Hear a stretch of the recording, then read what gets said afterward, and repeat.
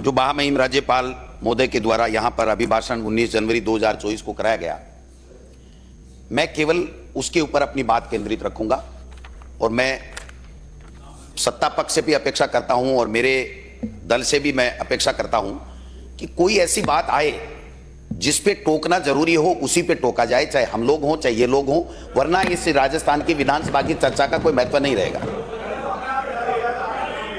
सुधार तो बहुत आराम से काम हो जाएगा। नहीं, वो आपके ऊपर है, आपके ऊपर है, वो आपके ऊपर है कि आप इसको राजस्थान की विधानसभा की गौरवशाली परंपरा को निभाना चाहते हैं या सब्जी मंडी बनाना चाहते हैं। आप बोलिए माननीय सदस्य। मैं महामहिम से जिस प्रकार से 83 पैरों का जो अभिभाषण पढ़वाया गया, मैं समझता हूं कि राजस्थान के इतिहास में सभा पहली दफा 83 के 83 पॉइंट राजस्थान की नवनिर्वाचित सरकार के विजन के नहीं होकर के और केवल पिछली सरकार के ऊपर छींटाकसी, उनकी योजनाओं को भ्रष्टाचारी बताना, उनकी प्रत्येक योजना के बारे में महामहिम राज्यपाल के सिरमुख से इस प्रकार से कहलवाना, मैं समझता हूं कि इससे ज्यादा गलत परंपरा इस राजस्थान की आज तक न हुई है और मैं आशा करता हूं कि आगे भी नहीं।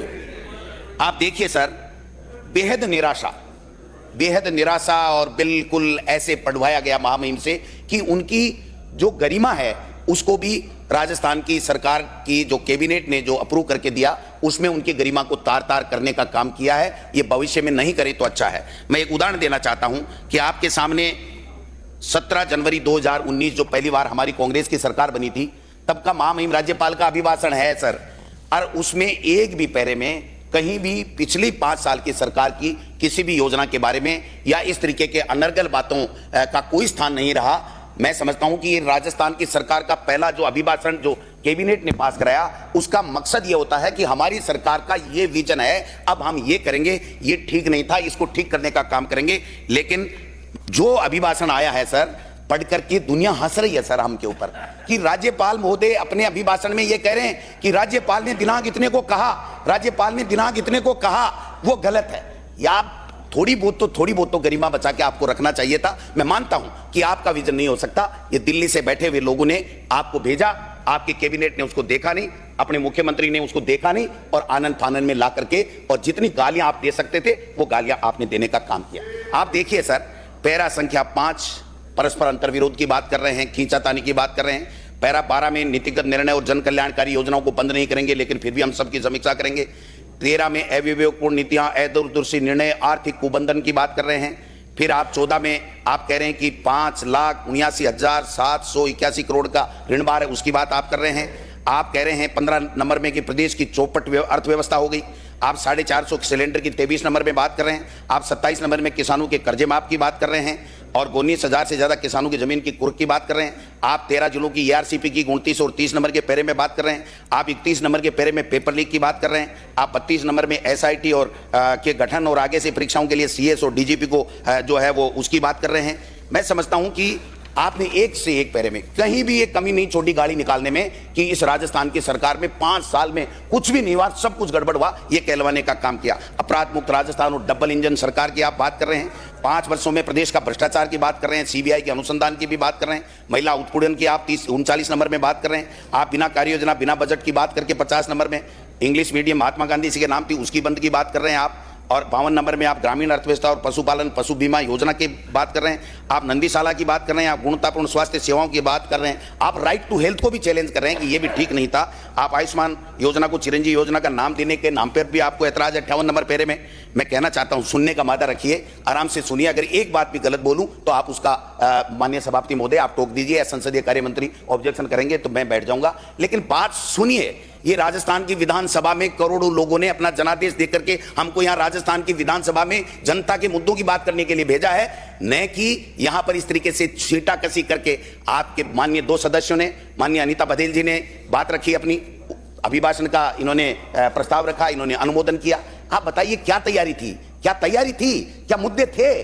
कोई मुद्दे नहीं थे। और एक बात मैं कहना चाहता हूं, देश के प्रधानमंत्री नरेंद्र मोदी जी ने भी कल परसों प्रभु श्री राम के उदाहरण देकर के कहा कि एक गिलेरी का भी योगदान होता है, वो बहुत महत्वपूर्ण होता है। जब गिलेरी के योगदान को भी आप महत्वपूर्ण देश के प्रधानमंत्री बता रहे हैं और आप 5 साल में जितनी योजनाएं चली, चाहे मुख्यमंत्री चिरंजीवी चली, OPS हुआ, चाहे ये जो महंगाई रोजगार गारंटी योजना, ये महंगाई के लिए जो कैंप लगे, महंगाई कम करने के लिए और कितनी योजनाएं, दुनिया भर की योजनाएं हुई, उसका आपको कोई मतलब नहीं, कोई इल्म नहीं। आप एक आदि के लिए ठीक कहते, एक आदि का ठीक करते, एक आदि को ठीक करने के काम कहते।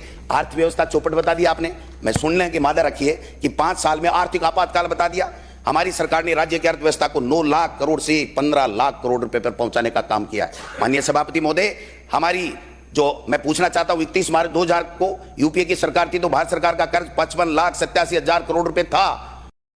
भारत सरकार हो, लेकिन हम उनके नियमों का, रिजर्व बैंक के नियमों का पालन करते हैं। अगर वो पालन नहीं होता तो हम कर्ज नहीं ले सकते हैं। मैं निवेदन करना चाहता हूं, हमारे 2023-24 के बजट अनुमानों में राज्य के घाटा फिस्कल डिफिसिट राशि रुपए 62,772 करोड़ रुपए अनुमानित थी, जो राज्य सकल घरेलू उत्पाद जीएसडीपी का 3.98% था। यह अनुमत सीमा से कम है।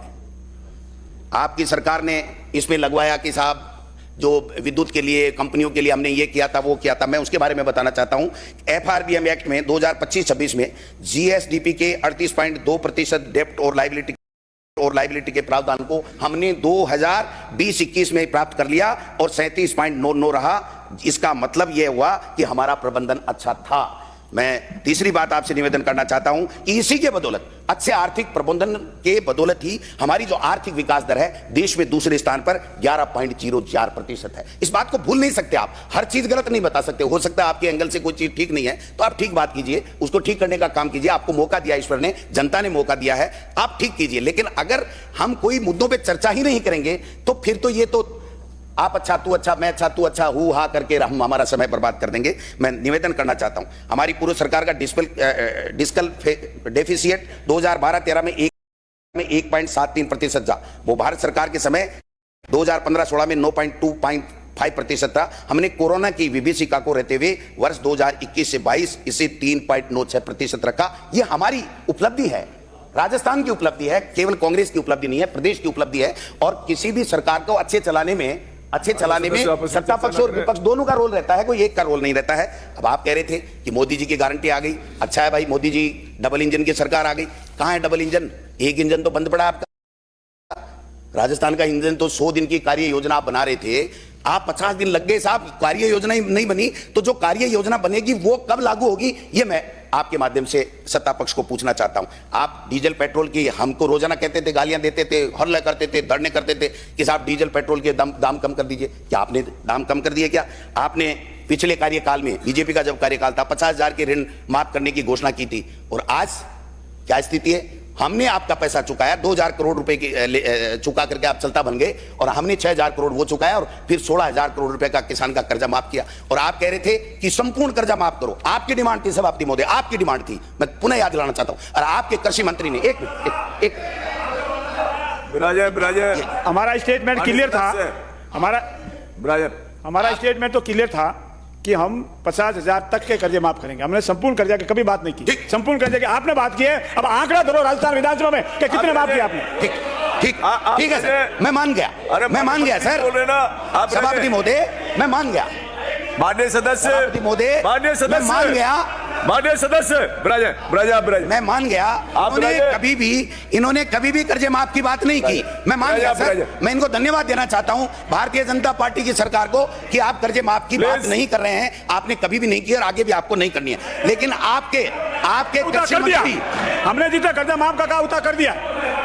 कोई बात नहीं, मैं इस बिंदु को छोड़ देता हूं। आपके तकलीफ हो रही है तो मैं इस बिंदु को छोड़ देता हूं। मेरे भाई।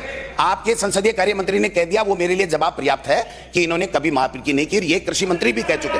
अब यार हर आदमी खड़ा होगा, सुन भैया, वही गोविंद डोटासरा है। आप अगर मैं गलत बोलूं तो आप टोक दो, लेकिन अगर आप बोलो ही नहीं, 4-5 खड़े हो जाओ, ये उतावलापन ठीक नहीं है। ये इधर भी 70 है मेरे भाई। स्थान पर बैठे बैठे ना बोले। दूसरा मैं कहना चाहता हूं, आपके कृषि मंत्री ने कहा कि किसान को लोन लेना ही नहीं चाहिए, उसकी जो नहीं चुकाने की आदत है वो गलत है। अरे भाई, कृषि मंत्री है, किसान के ऊपर आप टिक्का टिप्पणी कर रहे हो। आप थोड़ा बहुत भी आपके कृषि मंत्री ने नहीं सोचा कि मैं क्या कहना चाह रहा हूं? खैर कोई बात नहीं। अब आप कह रहे हो मेडिकल कॉलेज खोलेंगे। भाई 33 जिलों में तो खुल गए, हमने 50 जिले बना दिए। आप इन बाकी के 33 में से 17 जिलों में 19 जिलों में अगर मेडिकल कॉलेज खोलोगे तो हम जानेंगे 33 में आपका क्या रोल है। आपने कर दिया, केंद्र सरकार का हिस्सा था, आ गया। बैठ जा भैया, बैठ जा। आपके मंत्री बनने का रास्ता साफ किया हमने, आप तो मत बोलो कम से कम। फिर देखिए सर गोविंद जी, ये तो मत कहलाओ आप, ये मंत्री का मत को। फिर हमारे सदस्य कह रहे हैं कि प्रतिपक्ष नेता तो आपको बनना था और जूली साहब को बना दिया, तो हम क्या कर सकते हैं? हमारी क्या गलती है इसमें? मैं अगली बार बन जाएंगे आप राज्य मंत्री महोदय। ये हमारे नेता प्रतिपक्ष मेरे से ज्यादा आपको घेर के रखेंगे, लाइन पे रखेंगे, मैं आपको विश्वास दिलाता हूं। आप क्यों चिंतित हो रहे हैं? अगली बार बन जाएंगे आप, शांति से बुराई। अब देखिए सर, आपने नंदीशालाओं की बात की। अब मैं पूछना चाहता हूं कि आप 3 से 6 महीने नंदीशालाओं में अनुदान देते थे, हमने 9 महीने का किया और फिर बाद में 12 महीने का कर दिया। आपके पास में वोट लेने के अलावा गोमाता का नाम, यार क्या है ये? क्या तमाशा? बैठ जाता हूं, क्या है ये? क्या है ये? क्या है? सभापति जी ऐसे मान्य सदस्य बैठिए। सभापति जी ऐसे तो बात नहीं हो पाई। आप बिराजे मान्य सदस्य, अगर आप भी बिराजे। आपके प्रतिपक्ष के नेता खड़े हुए हैं, आपके वरिष्ठ नेता खड़े हुए हैं और आप लोग बोल रहे हैं, अब उनको बोलने दीजिए ना। आप तो बिराजे। सभापति महोदय, आप समझ लो, संसदीय कार्य मंत्री जी, अगर मैं गलत बोल रहा हूं आप टोक दो, मैं बैठ जाऊंगा 1 सेकंड में। लेकिन अगर बोलने की परंपरा नहीं बोलने देना है तो आप में से एक भी बोल जाए तो मेरा नाम बदल देना। आप लोटा क्या? अरे आप बिराजिए मान्य सदस्य, बैठिए मान्य सदस्य। आपने हमारी, आप बिराजिए। मंत्री महोदय बोल रहे हैं, या तो उनको बोलने दीजिए, आप बोल लीजिए। आप बिराजिए और स्थान पे बैठ के मत बोले कृपया। आपने हमारी इंदिरा रसोई की भी 1000 इंदिरा रसोई की भी बुराई कर दी। अरे हमने देखा था बीजेपी के कार्यकाल में, जब खड़े खड़े कूपन से गंदगी में खड़े खड़े लोग खाना खाते थे, अगर हमने भरपेट बैठा करके सफाई में अगर 1000 जगह पर लोगों को भरपेट खाना अगर खिलवाया है तो आपको इसका भी धन्यवाद देने में कंजूसी कर दी आपने। तो ये भी बड़ा जोरदार काम है। आप बिराजे मान्य सदस्य, आप बिराजे। 4 साल आप पधारो। आपकी पिछली सरकार में, बीजेपी की सरकार में 4 साल में 143 करोड़ रुपए गौशालाओं को, नंदीशालाओं को अनुदान दिया गया। हमने 3000 करोड़ दिया। हिंगोनिया में क्या हुआ था आपने देखा, कितनी गाय मरी थी। कल परसों कोटा में कितनी गाय मरी है, 100 से अधिक गाय मर गई। आप गोमाता के नाम से वोट की फसल काटना चाहते हो, गोमाता का भला नहीं करना चाहते। दूसरा, आप देखिए सर, नए स्वास्थ्य मंत्री जी आए, नए स्वास्थ्य मंत्री जी आए। आपने मुख्यमंत्री चिरंजीवी योजना को 25 लाख तक का जो इलाज था उसको भी आपने नहीं बख्शा, उसको भी फर्जी और बोगस योजना बता दिया। आपने कह दिया कोई इलाज नहीं हो रहा है। मैं बताना चाहता हूं सभापति महोदय, सदन के माध्यम से, कि मंत्री जी को ज्ञान होना चाहिए। 718 लोगों को आर्गन ट्रांसप्लांट चिरंजीवी योजना में हुए थे। Heart, liver, kidney, bone marrow transplant जैसे इलाज जो लाखों करोड़ रुपए में होते हैं, वो हमारी सरकार ने कराया था। इसका तो कम से कम आपको बोलो। अब बैठ जाइए, गलत परंपरा मत डालो। एक आदमी नहीं बोलेगा आप में से, एक आदमी। बिराजे मान्य सदस्य, बिराजे 45 लाख। बिराजे मान्य सदस्य। सभापति महोदय, मैं आपसे बात कर रहा हूं। 45 लाख से अधिक परिवारों में 5000 करोड़ रुपए से अधिक का चिरंजीवी बीमा योजना में इलाज हुआ है। ये जनता का इलाज है, बीजेपी कांग्रेस का इलाज नहीं है। आयुष्मान योजना में तो केवल 59 लाख परिवार कवर होते, 5 लाख रुपए थी, उसके लिए भी आप गुणगान कर रहे हो, मोदी जी का गुणगान कर रहे हो। राइट टू हेल्थ, आपने राइट टू हेल्थ को भी चैलेंज कर दिया, ये भी गलत हो गया। राइट, बैठ जाओ। फिर आप राजस्थान में मिनिमम इनकम गारंटी है, उसकी भी बात आपको सुनने में तकलीफ हो रही है, वो भी आपका अच्छा नहीं लगा आपको। फिर आपको जो है वो शहरों में मनरेगा की तर्ज के ऊपर जो हमने रोजगार की गारंटी 125 दिन की दी, वो भी आपको अच्छी नहीं लगी।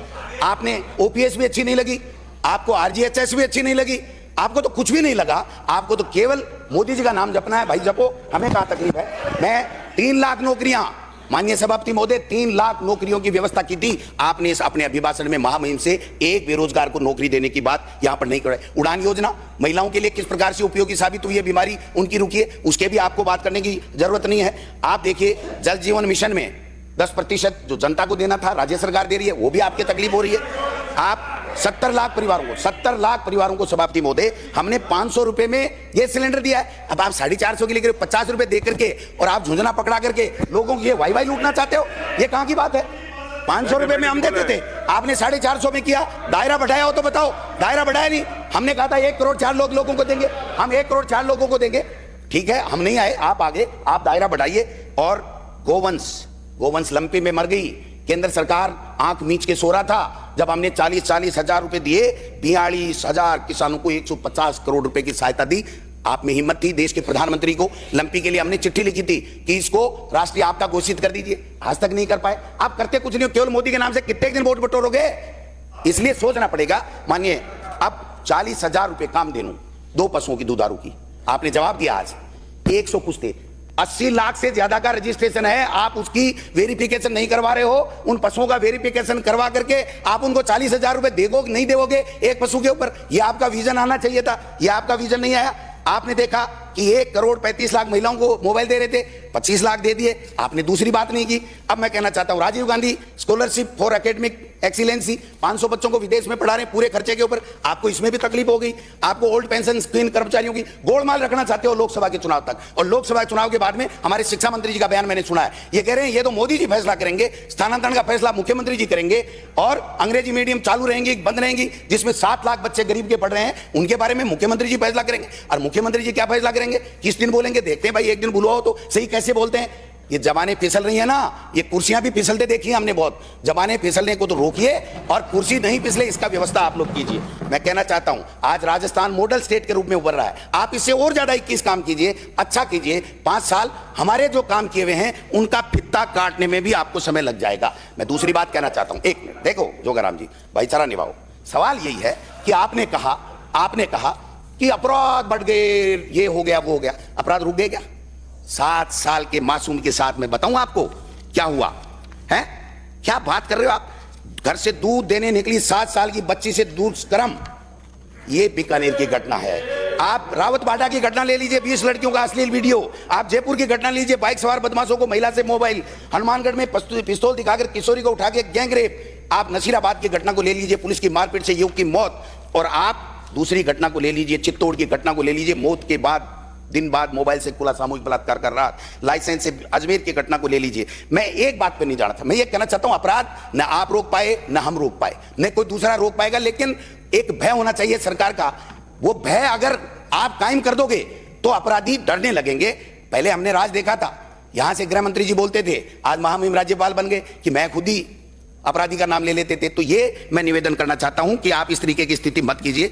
ये पर्ची से बनी सरकार है, मैं इसलिए कहता हूं ये पर्ची से इसलिए है कि आपने देखा होगा घनश्याम तिवारी जी ने इसी सदन में यहीं से बैठ करके कहा है कि ये पर्ची बड़ी खतरनाक होती है, और जब पर्ची खुली तो सब कईयों के होश उड़ गए। सरकार है, राजस्थान की जनता की दिए हुए आशीर्वाद की सरकार है ये। हाँ बिल्कुल, आशीर्वाद तो दिया ही है ना, तभी तो आप लोग आए हो। लेकिन आपको मंत्रालय अच्छा नहीं दिया, ये मैं जरूर कहना चाहूंगा। आपने जितनी नहीं दिया, पर आपको प्रतिपक्ष का नेता नहीं बनाया, इसलिए मुझे थोड़ा दर्द है। कोई बात नहीं, आपके मंत्री, इनके मंत्रियों के नमूने बता दूं सर, आज देखा आपने प्रश्नकाल में। दूसरा नमूना बता दूं मैं, इनके बाबूलाल खराड़ी जी बैठे, माननीय मंत्री महोदय, कैबिनेट मंत्री है, कि बच्चे ज्यादा से ज्यादा पैदा करो, देश के प्रधानमंत्री आवास बना के दे देंगे। आपके शिक्षा मंत्री जी हमारे ये कह रहे हैं कि कब ट्रांसफर करोगे, क्या करोगे? मान्य है अपना। मैं मानता हूं। अध्यक्ष जी, मैं एक बात देता हूं कि आपके मंत्री तो ये कहते थे कि मर्दों का प्रदेश से, ये कहते थे, हमने बोली यही लाइन आपने लिए क्या? अब आप देखो सर, आपने एक काम जोरदार कर दिया आते ही, जोगाराम जी आपने बहुत जोरदार काम किया। आपने जो देश के प्रधानमंत्री जी ने अग्निवीर योजना दी, जो किसानों के लिए उनके बेटों को रोजगार के अवसर बंद कर दिए, और देश की सेना में जो नौजवान जाते हैं उनके हाथों पे हिकों पे कुटाराघात किया, आपने तो मंत्री ही अग्निवीर बना दिया। यहां शपथ ली राज्यपाल के, और मौर्य बोल गया। क्या बात कर रहे हो आप संविधान को मानते ही नहीं। ये संवैधानिक व्यवस्था के तहत है। कोई बता दो संवैधानिक व्यवस्था हो तो। है, जनता ने मैंडेट दिया है, हम स्वीकार करते हैं, और आप स्वीकार कर दो कि जनता ने आपको तिरस्कार कर दिया। अगर आपकी योजना इतना बढ़िया थी, इतनी आपकी योजना थी, तो इतने में कैसे सिमट गए? विचार करो। देश के प्रधानमंत्री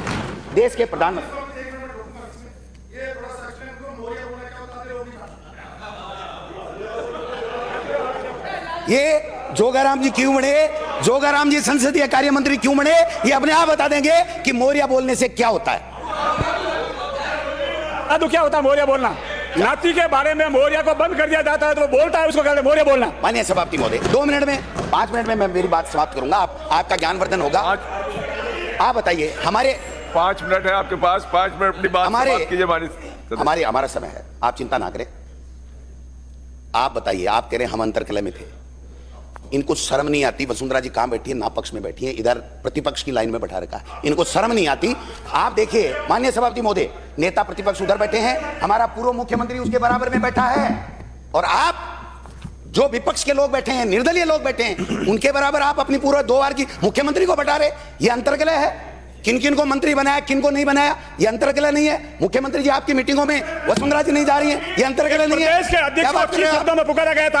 आप बताइए, एक प्रदेश के अध्यक्ष, माननीय प्रदेश अध्यक्ष था कांग्रेस पार्टी का, उनको किस शब्दों में माननीय मुख्यमंत्री जी ने पुकारा था? वो सब बोलो। वो सब वही बोल रहा हूं, वही बोल रहा हूं।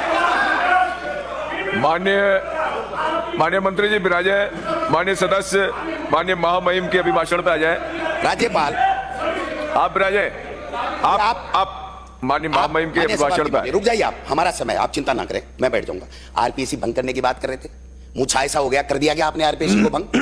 50 दिन हो गए आपको, अभी जवाब दे रहे थे, आपने खुद ने कहा है कि राजस्थान के अंदर भारतीय जनता पार्टी में 20 पेपर लीक हुए जिसकी एफआईआर लॉन्च हुई।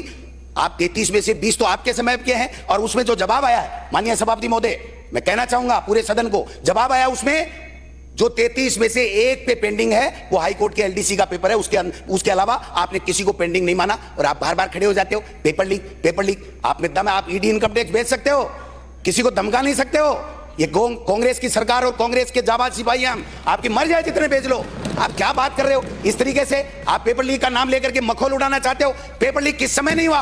क्या गुजरात में नहीं हुआ? क्या हरियाणा में नहीं हुआ? क्या देश के अंदर केंद्र की सरकार की नौकरियों में नहीं हुआ? क्या हरियाणा में नहीं हुआ? क्या पंजाब में नहीं हुआ? किसकी बातें कर रहे हो? कितने दिन चलाओगे इन नोटंकी करके? कितने दिन काम चलाओगे? मैं पूछना चाहता हूं। हर बात में नहीं, हर बात में नहीं, हर बात में नहीं, हर बात में नहीं, हर बात। इनको माननीय सभापति महोदय, इनको ऐसे तो दे दो मंत्रियों को। 50 दिन में इनको ऐसे नहीं दे पाए, बाबू नहीं दे पाए। इनकी डिजाइनें रद्दी की टोकरी में जा रही है, इनकी डिजाइनें लिखने का अधिकार नहीं है इनको।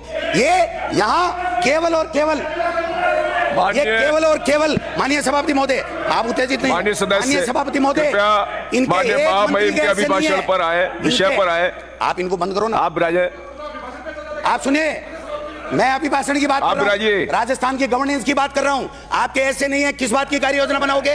क्या बनाओगे आप? आपके मंत्रियों में कोऑर्डिनेशन नहीं है। मुख्यमंत्री जी को भेज दिया, जाओ, और जहां भी जाते हैं एक टंग स्लिप हो जाती है, पूरी मीडिया को मैनेजमेंट करने में टाइम लगा देते। आप विषय पे आए, माननीय महामहिम के अभिभाषण पर बोले। आपके यहां से जो मंत्री बने हैं, आपका समय पूरा रहा, 2 मिनट में कंक्लूड करें। 5 साल तक भ्रष्टाचार की बात करते रहे। कल एक आईएएस पकड़ा गया है, कितने भ्रष्टाचार के मामले हुए हैं? आपके जो ऐसे, अब हर बात पे बोलेगा, हर बात पे बोलोगे आप। आपके मंत्रियों के जो ऐसे लगे हैं, उनके खिलाफ भी ईडी का मुकदमा चल रहा है, उसके बावजूद भी आपने लगा रखे हैं, समझे नहीं? आप एसआईटी की बात कर रहे हो, जब आपके पास पेंडिंग मुकदमा ही एक ही है, तो एसआईटी क्या करेगी भाई? जांच किसकी करेगी एसआईटी को अगर जांच देनी है तो भारतीय जनता पार्टी के कार्यकाल में और कांग्रेस के कार्यकाल में जितने पेपर लीक हुए हैं उनकी सबकी जांच करवाओ, और सीबीआई को तो दे दो, सीबीआई को। कौन मना कर रहा तुमको?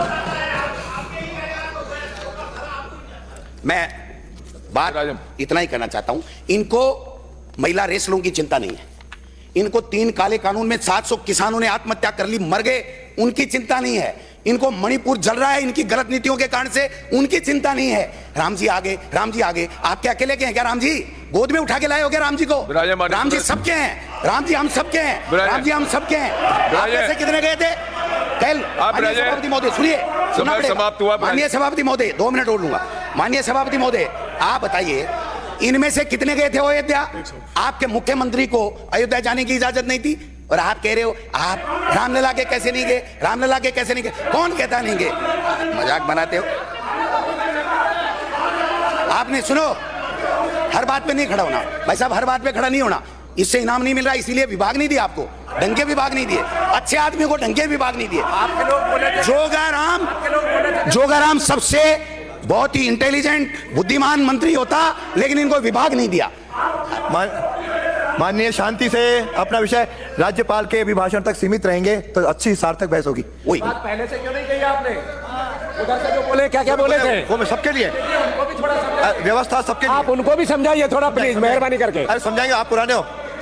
मैं इतना ही कहना बोलिए, आपके समय हो गया कि समाप्त करिए। ये हमारी अंतरकलह की बातें करते हैं। किरोड़ी जी का क्या किया आपने? विभाग को टुकड़े टुकड़े कर दिए। क्या किया उनके साथ में?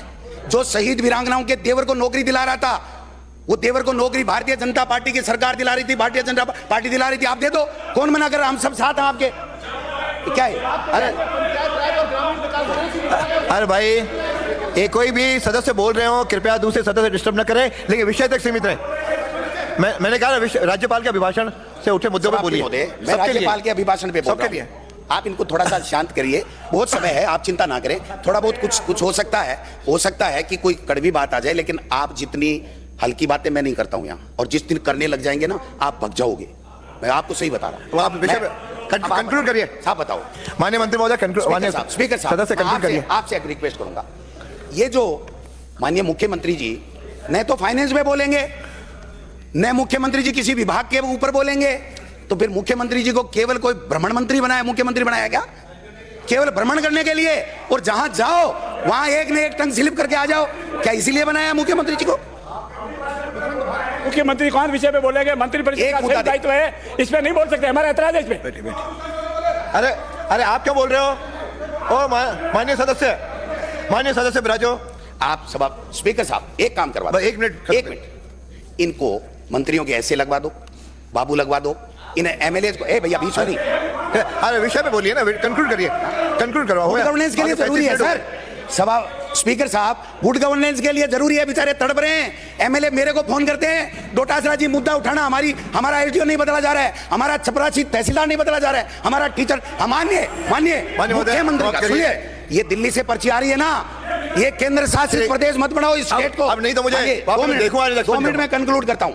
इस राजस्थान प्रदेश को आप केंद्र शासित प्रदेश नहीं बनने दें। मैं आपसे आग्रह करता हूं कि ये दिल्ली की पर्ची बंद करें। मुख्यमंत्री जी को फैसले लेने का अधिकार दें, मंत्रियों को अपने ऐसे लगाने का अधिकार दें, एमएलए को डिजायर करने का अधिकार दें, तब जाकर के कोई काम करेंगे, वरना तो क्या काम करेंगे आप बताइए?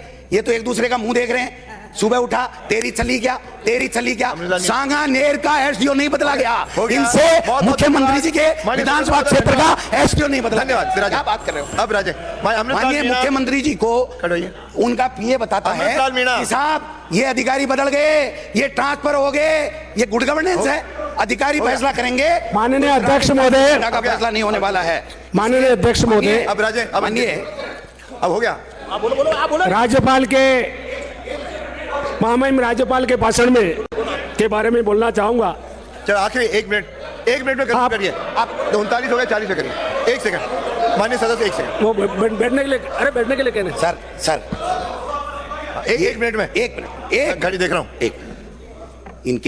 इनके जो प्रदेश अध्यक्ष जी थे ना साहब, उनकी बूथ में जमान जब्त हो गया। इनके बूथ में जमान जब्त होगी इनकी। क्या एक मिनट इस बात पे बोल? मैं गलत बोलूं तो हटा देना। मैं अगर स्पीकर साहब गलत बोलूं तो हटा देना। ये कह रहे हैं ना, बड़ी बड़ी बातें कर रहे हैं, इतने आगे, डबल इंजन की सरकार आ गई। इस राजस्थान के इंजन को चलने दो भाई साहब। मुख्यमंत्री भजनलाल शर्मा को बनाया तो मुख्यमंत्री तो भजनलाल शर्मा को मानो। अगर मुख्यमंत्री का एक ने नाम नहीं लिया, आप दोनों ने बोला एक ने नाम नहीं लिया, मोदी जी क्या हो जाएगा फिर? क्या हो जाएगा? प्रधानमंत्री हैं आप, प्रधानमंत्री की बात कीजिए। डोटासरा जी, अरे डोटासरा जी आपसे अलग हो गया। अब अगली बार अरे मौका। अब आप देखो बहुत अच्छे, आप बहुत सज्जन व्यक्ति हो। पुकार लिया मान्य, आप बहुत पुराने हैं, अनुभवी हैं, मंत्री रहे हैं। के बारे में बोलना चाहूंगा। अब अगली बार अध्यक्ष महोदय, बहुत सज्जन। पहले 2 बार एक मिनट। महामहिम राज्यपाल महोदय के भाषण 2019 आपका भाषण अच्छा हो गया। जनवरी 2024 को सदन में पेश हुआ। आपकी बात सुनूंगा। इस बारे में मैं ये कहना चाहूंगा, अब